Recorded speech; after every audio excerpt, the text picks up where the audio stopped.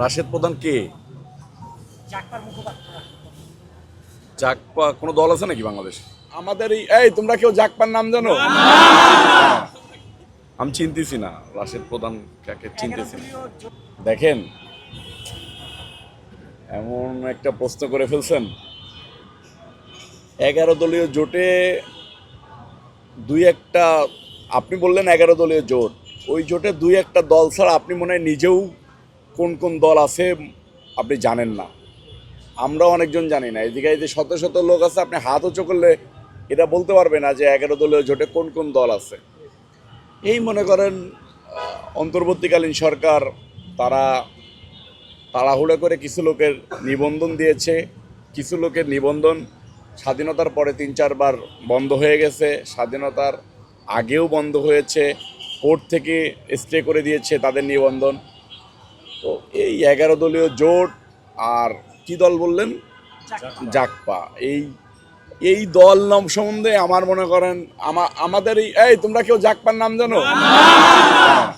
এই দল সম্বন্ধে মানুষের ধারণা নাই। আর এই দলের কোন নেতা কি বলল? তারেক রহমান সাহেব বাংলাদেশের, আমি দেখলাম যে টাইম ম্যাগাজিনে এসেছে যে পৃথিবীতে 100 জন ক্ষমতাধর ব্যক্তির একজনের নাম এসেছেন তারেক রহমান সাহেবের। দেখেন, বাংলাদেশে এমন একটা সরকার গঠন হয়েছে যে সরকার এর আগে কোনো সরকার এককভাবে এত সংখ্যাগরিষ্ঠতা নিয়ে সংসদে যেতে পারে নাই।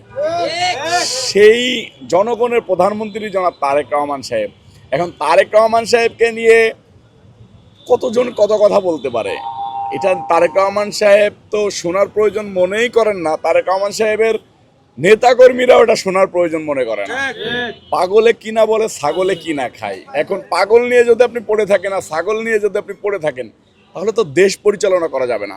আপনাকে যে যা বলে সেগুলো বলতে থাকবে। আপনাকে লক্ষ্যমাত্রা থাকতে হবে দেশকে উন্নতশীল দেশে নিয়ে যাওয়া। দেশের যে এই যে জ্বালানি ক্রাইসিস চলতেছে, এটাতে কিভাবে বের হয়ে আসা যায়। বহির্বিশ্বে যুদ্ধের কারণে বাংলাদেশ না, শুধু পৃথিবীর সব কান্ট্রিতেই একটা দুর্যোগ দেখা দিচ্ছে, জ্বালানি সংকট।